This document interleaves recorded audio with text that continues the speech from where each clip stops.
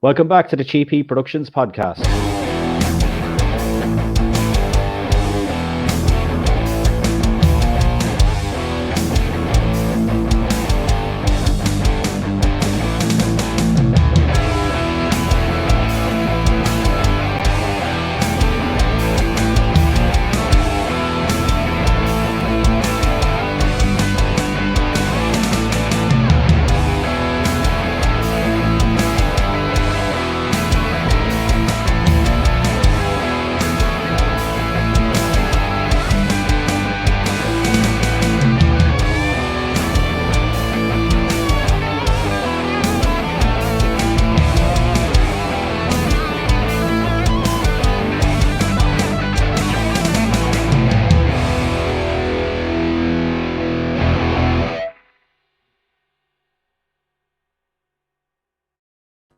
Okay, welcome back to the show. And today on the show, I've got a man who's an actor, a comedian, and a wrestling personality. John Jamison, Digiacomo. How are you Oh doing my today, sir? God. That's not an easy one. Good job, Maurice. Yeah, I've been practicing that like for at least 2 hours now. I said, well, if I start this It show took and me almost 63 years to say my name. yeah, if I start this show and get his name wrong, he's just turning off the camera and it's game over. You know what? It's so fitting. It would be so fitting because they even in the WWE encyclopedia, they even spelled my name wrong. And I never requested them to change it because it's so fitting for the character that, I just think it's funny. And when people ask me to sign it, I sometimes put a little note in there about that it's misspelled. But yeah. All right. So how are you? I'm good. How are you? Okay. Where exactly are you? I'm in a place called Kilkenny in Ireland, Cool. about 140 kilometers from Jonathan O'Dwyer, good friend of me and you. I recommend people to check out John's interview with Jonathan. It's really detailed in terms of wrestling, and Jonathan's got some great guests and people on there, so definitely worth a look. Well, that's nice to hear. Yep. I don't want to repeat. Now I don't want to repeat myself. Yeah, we'll try We'll and have to dig up some other dirt. We'll try change it up a little bit. Yeah. I want to know, firstly, obviously Jameson has a special connection to me because I love the drink and it's Irish and I'm Irish. Yeah, right. So where did that name come from? Really funny. We were writing a show, the show that actually Vince McMahon discovered me in. I was a stand-up comic, was cast in this show. It was a 1920s style show. They were looking to hire a vaudeville comic, and I was friends of the producers, and they had me come in and audition, and they hired me to do the role, and it was a wildly successful run, held in a literally a haunted mansion. It was a murder mystery show, audience participation. And we realized about 3 months in, we got to write another show because people are not going to come back. They know who the murderer is. They know this, we need to give these people a new show. So we write this show, and we wrote me a part. I wasn't an actor. I was very good at improv, and it was 50% scripted and 50% improv. So we're going to give me something easy, an easy character to play, just so that I can, do my thing with the improv.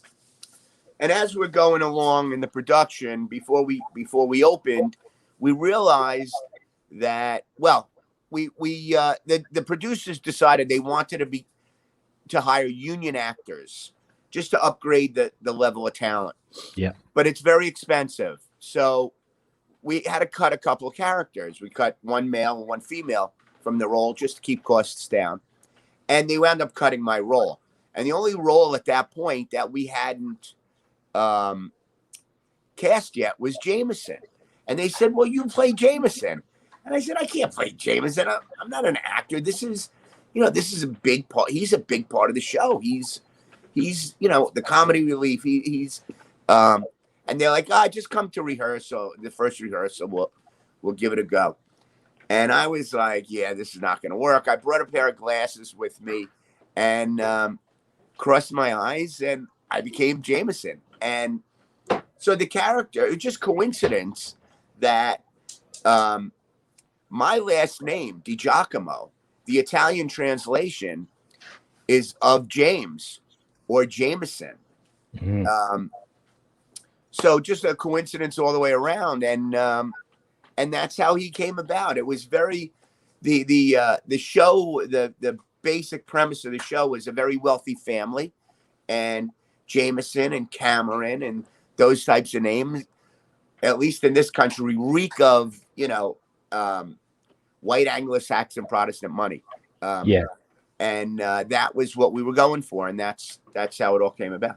Meantime, I'm like this stocky little, Italian guy playing this role, but it all worked. I mean, obviously Vince thought the world of the character, and he came to a Saturday night show, and by Monday morning he had reached out, or his officers had, to find out who the actor was, and brought me in that day to just audition with Bobby. Like, with Bobby not knowing anything about, like, Vince told me, come in character, don't break character, sell it. Let's see what happens between you two. And it was a really good. And me, I'm a knucklehead. I didn't realize the the the the strength of wrestling fans. Like, Yeah. I really looked at it in that time, even though it was 3 years.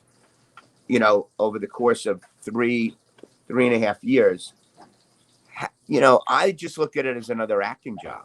Um, and when it started to interfere with other work, I was,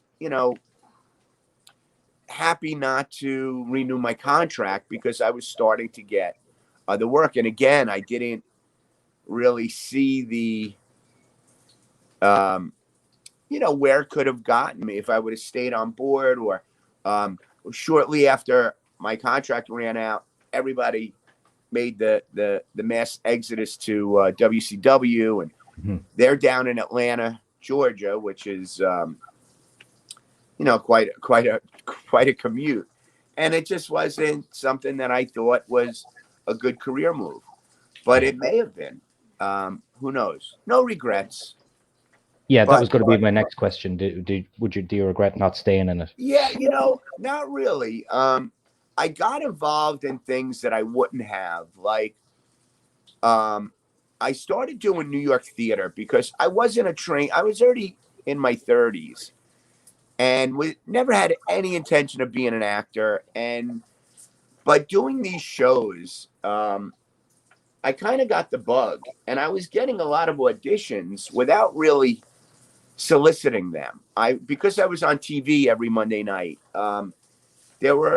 There were agents and managers that were looking to sign my services, and I started to do commercials and a couple of TV shows, a couple of films, and I was really, and I was doing New York City theater, which was that's the best training you could get besides stand up comedy, which is an amazing. Any actors out there, um, write yourself a little stand up set and go do an open mic night, because it's the best acting training you'll ever get.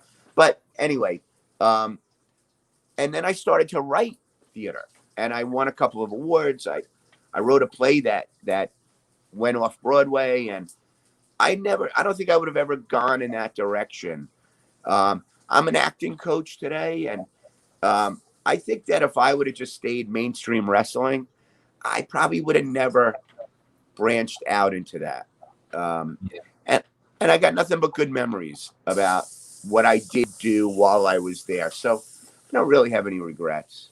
Yeah, I suppose like when you're on that global television program on a Monday night, even to this day, like when you see guys like The Rock and John Yeah. Cena gone into movies now, and Roman Reigns, and they're all getting these opportunities. Like, and even back then there was great opportunities, so you still made the most of it. Like, even though you were only there, would say, for what, 3 years? Yeah. Yeah. You, And made a lot of nice friendships. A lot of the wrestlers really appreciated uh, my willing to take a bump, which a lot of the managers, a lot of the non-wrestling personalities really weren't. These guys are monsters. And, um, I had some fight background. I'm a little guy, but I was really in good shape. I was, I had a little bit of gymnastic experience and some boxing and wrestling. Um, and I was an actor. I wanted it to look real. I was not afraid to, and I got thrown around pretty good. I got some bumps and bruises, and also, I was really not a lot like the Jameson character. I was. It was just a big. I can remember a lot of guys when they saw me out, in regular street clothes, just being shocked that I was. I mean, I could be having a conversation with somebody for 15 minutes, and I didn't wear a mask or anything. I greased my hair, I changed my posture, I wore funny clothes. That was it. But people were, and that made me feel good, because I obviously wasn't relatable from a physical standpoint of talking Yeah. wrestling, talking old school, that kind of stuff. But I was kind of like a little bit of a,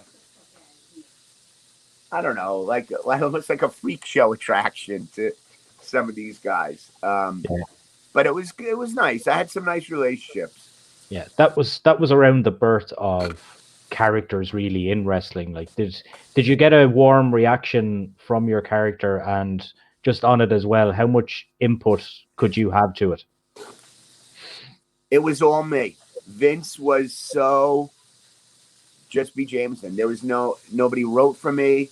Um, uh, I think that Vince really trusted the humor and the relationship with Bobby, and my ability to stir up trouble with all the heels.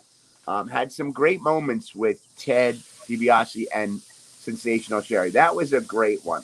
Yeah, yeah, Maybe my favorites to work with. We got to work together a couple times. The Bushwhackers were great, but they were they didn't think anything that was weird about me because of their own characters. You know what yeah. I Of mean? course, yeah, So it was kind of, but it was a nice, it was a nice change. As an actor working on a character, you treated the good guys differently than you treated the. Had a good moment with Bret Hart on one of the primetime episodes. The Berserker thing. I don't know if you're aware of that. But that was classic. Him throwing me off the roof of the studio, oh yes, yes, um, and I had great relationships with Mean Gene. Was one of my best friends off camera. Um, he was a guy who really appreciated my timing and my ability to improvise with Bobby. Bobby was a killer. He was he left people speechless that he was engaging with, and I wasn't that guy. I was the able funny guy. to not hold him in high regard and be able to um, and one of my favorite things to do was to crack Bobby up, to break him Hmm. character. And there's been plenty of times where we had to cut and reshoot and I was able to not. And Bobby's funnier than I am, and he couldn't break me. I mean, well, I shouldn't say that. There were times I really had to hide, but it was easy to do with this face, The hide that character. laugh. But it was a lot of fun, and Vince. I mean, I could make Vince beat red laughing. It was a fun time. I felt loved, not by everybody, but I felt it was fun to go to work. But I was just a little, having gotten into the business so late in life. Like my son was doing TV work before he was 5 years old, so he grew up in it. Um, for me, it was, I was still framing and forming my opinions of the business and, what's the right thing to do. And I just didn't embrace it at the time like I should have, or like I do now. Those moments. Yeah, when you look back on things. Yeah. Who's the people that you keep in touch with from that era to the present You day? know, no one really. The only one I really kept in touch with regularly was Sherry. Yeah, And I mean, I have a lot of friends that are promoters now, and through doing these signings and stuff, and I've met some of the guys. It was always a pleasure. I have not done a lot of these signings. I get asked to do them all the time. It's just been a constant timing thing, problem with my son's career, who until COVID, that kid went from job to job to job. He was always working, and we were bi-coastal, and it was just hard to. But when I did get to do these shows, like seeing Ted again was great. Seeing Bobby finally, shortly before he passed. Luke Bushwhacker, Luke. A lot of them. IRS. Mike is a great guy. Another one of these, so opposite his character. his shtick, yeah. And his son Brayy is great. My son, all by himself, not because of any relationship I had with WWE, but my son booked a gig. He was Little Johnny on With Extreme Brayy Wyatt. Rules, Yeah. 2014, and it was nice to go back. I hadn't seen Vince in 25 years, and and I saw Mike that night, and it was just really good. And James worked with Brayy. My son worked with Brayy, so great guy. We met John Cena that night. Another great guy. Most of them were, I know there were guys out there that when I was active that really didn't appreciate Jameson, that just thought he was, not, the wrong type for a wrestling character. Of course. But, I wasn't there to be making friends. I just took everything Vince said very seriously and committed to the character, and it kind of worked. Yeah, I was going to talk about your relationship with your son anyway and the different projects that you do, but we'll start off on the wrestling side of things. How did you say he booked his own gig, but how did it come about, and when did you find out about it? We were actually, he booked a big commercial campaign for the Amazon Fire Phone. Okay. And it was 3 commercials shooting in LA, and we had to go there. We had to get on an early flight on Monday, but it was big money. I mean, it was, you do whatever they tell you. We would have left. We would have hitchhiked there if to do this job. He got paid 6 figures for 3 commercials. So it was a big thing, and I wanted to make sure we were ready to go. And I believe it was that Friday prior. Extreme Rules was held that Sunday night, not far from us, in Jersey. And his agency called me and said, "Hey, John, you might find this interesting. WWE just called. They want our best 8 to 10-year-old boy. James is that guy. What would you guys be interested in doing this?" I said, "I don't know. We got to get on a plane early Monday. Think it's going to go past midnight." Hoping that maybe, I didn't know what it was for. I didn't know he was going to be in the main event. I'm thinking it might be a promo or something little shticky that Vince's creative people dreamed up. And I just couldn't say no because just the connection. That was I was there. I last saw Vince probably 93, and that was 2014. So yeah, it was like 21 years since I'd seen him. And I said, yeah, let's just do it. We'll get up. We'll. And it was amazing that he was, in the main event. He affected the outcome of the match, and it was pretty cool. He was working all the time, my son. You're from Ireland. That movie Brooklyn, Saoirse, by the way, is Saoirse Ronan she's just super. And my son made quite a splash in that film. I don't know if you've ever seen it. I haven't actually, no. It's called Brooklyn. It's about an Irish girl, teenager, who gets sponsored to come to the States for a better life, 1952. Okay. And meets an Italian boy in Brooklyn. And my son plays her Italian boyfriend's little brother. And he's got 2 scenes. The reviews, I mean, it was up for Best Picture. It was up for an Academy Award, an Oscar.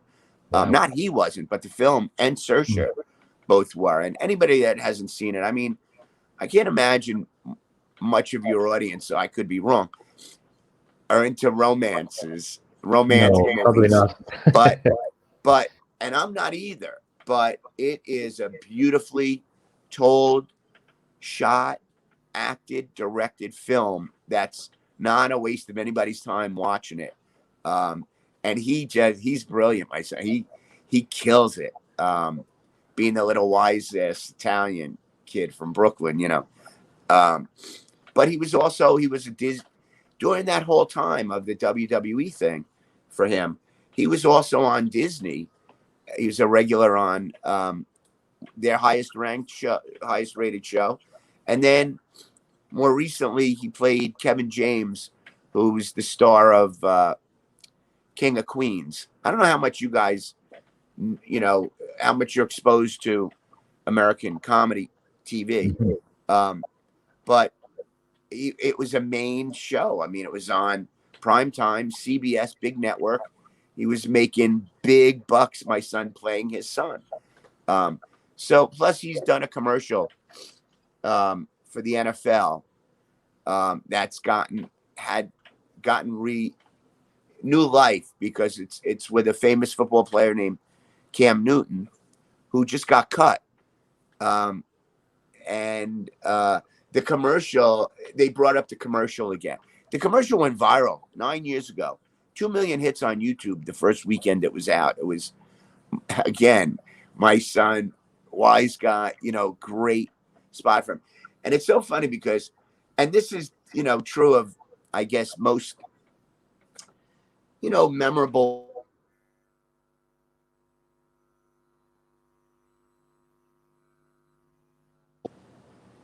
is that he is so not that kid. He's the most polite, caring, generous. He's just a nice kid. He never talks about his career. I shouted from the rooftops. Very proud of him and all that. But he's a teenager now. He's 16, and he wants people to like him for him, not because he was on the Disney Channel or.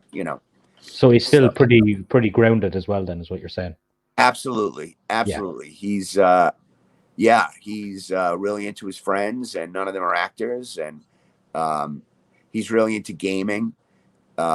He's not who you would, seeing how his career developed. He's not at all like you would think he would be. And I see it too, because I work with some other child actors, and they're all different. Some live it and breathe it, and some have big egos, some don't. He doesn't. But that's good for him. I beat him a lot. Nah, I'm just kidding. You and your son are going to work on, you're trying to work on something, but between the pandemic and everything else, you haven't. But you want to kind of maybe do your own kind of wrestling and comedy thing. What was your idea? I know it couldn't go ahead at the moment. Yeah. What's your idea going forward for that? Well, what I wanted to do was kind of combine the dinner theater element with a traditional meet and greet kind of convention, where We bring in the talent, anywhere from 4 to 5 guests, and do it with a really fine dining experience. And where, the people come in and they order their dinner, and a show starts where each of the talent gets up and either does stand up, because a lot of them do, not a lot of them, but some of them do stand up, or just get up and, 15, 20 minutes each, tell a great story, then go right into a Q&A where everybody's on stage, and then do the meet and greet afterwards. And the reason for the dinner, I have, I grew up, I didn't grow up, but I mean, I started off in the business doing dinner theater.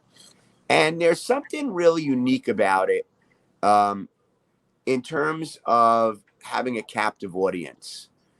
I having seen some things that have taken place at like conventions where there's shows and microphone. There's so much distraction and background noise and all that. And I thought this might be really good.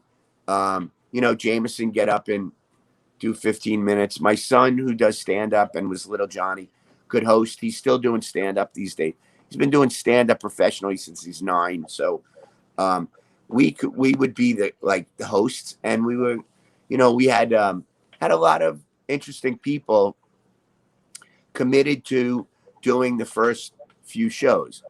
And it just, COVID seemed to be over. Everything opened up, and we were supposed to open the first weekend of August, and things started getting scary again.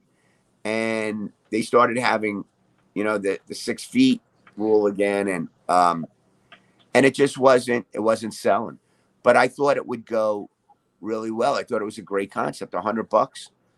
You got a meet and greet, you got a Q&A, you got a comedy show, and a 3-course. I mean, literally gourmet. We had the greatest spot, the upstairs of this nice Italian restaurant. And it was going to be, I thought it would have been a home run. And so did a lot of people that got involved. But it wasn't to be, not this time around.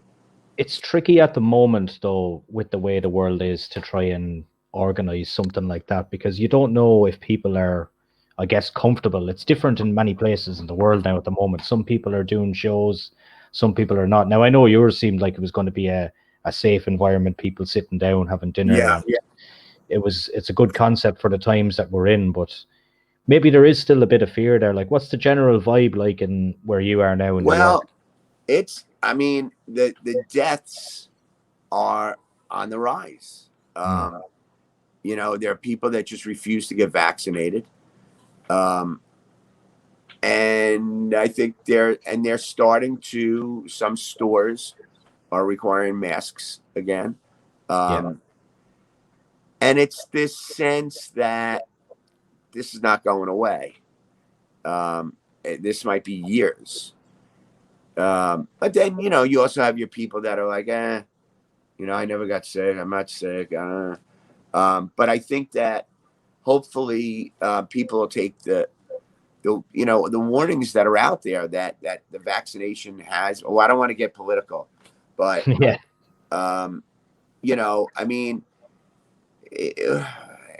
You got to do stuff in this life for the greater good, for what's the best thing for everybody, not just for me. And there's too much of that in this world, that, people are very self-consumed, and we really got to all, I don't want to sound corny or anything, but we got to do what's right for the greater good. And that is, everybody wear masks, everybody get vaccinated. And that's all I want to say about that. But it's people. Some people are freaking out, and they should, because people are dying again. And they never stopped dying. By the way, the numbers went down, but COVID's we're about to hit our second year at the Yeah. end of this year, and it's I don't know. I get sad when I talk about it because there are things that, like for my son's career, it's really put a hamper on how much is being shot for union actors. Yeah. Believe it or not, he's union. I'm non-union, so I'm getting a lot more auditions than he is right now. Yeah. But you know, it's also good. He's going through this growth spurt. You know, his claim. You know, everything he's famous for is he was a short little fat kid, chubby, funny, pleasant, and now he's almost thin, except for the fact that he's built. He works out, and he's, you know, big arms. So you could just tell he's 16. He could be a beast if he keeps it up. So he's changing to the point where he's not that precocious, cute, chubby, fat kid, you know, funny kid. He's a man. He always wore a crew cut. I always had his head, you know, his hair this high. He's got a ponytail now. His hair, and it's curly. It's like, yeah, he's growing up, he's John. not the kid. He's trans. So, you know, one of the things about COVID is it kind of all timed out with him not getting the same jobs anyway. Now there are other jobs, and we shot right before COVID. We shot a film together that should be out before the end of this year that I'm excited about. It'll be streaming. It's going to do some really good things at film festivals. I'm excited about it. I saw the first cut of it. He's the lead in it, and it'll make you cry. It's very powerful, and he's brilliant in it. And the funny thing is, it was shot in LA, and he's Skyped for the audition, and he's in his room for like an hour. I don't know what's going on in there, and he comes out. He says, "Dad, they want to hire me to play the lead." I said, "Well, that's great, bud." He goes, "Listen, they said to me, James, your resume is so great. Who do you study with in New York?" And I told him that, you know, my dad is an actor. He's the only coach I ever had. And they said, "Well, send us his picture because we haven't hired the actors yet to play your father or your uncle. We'll tell him which role we want him to read for." He sends my picture, and they tell him, "Tell your dad to read for the grandfather." So so I play his grandfather in this film. Oh my God. It's a beautiful. It's about you know, abuse in families, how it's passed down generation to generation, and how, you know, I guess I started the cycle as the grandpa, and how James takes a stand against it. His character, finally, you know, a few generations later. So that's something that you're definitely looking forward to anyway, and it sounds interesting. Maybe we could come back on if you and your son wanted to do it and talk about the movie. Yeah, we'll definitely do that. We'll definitely do Yeah. that. Anything else? I mean, he's a good interview too, believe it or not. Yeah. He's got some great stories. Worked with some big stars here in the States. Yeah. Yeah, I'd love to have him on and maybe have the two of you on together to promote that movie. It'd be cool. Yeah, sure. John, it was an absolutely amazing. Man, thanks for having me. Anytime. Yeah. Oh, we'll definitely get you back on again, and we'll talk more about some acting. Sounds good, bud. Thanks a lot, man. Yeah. All right. Bye now.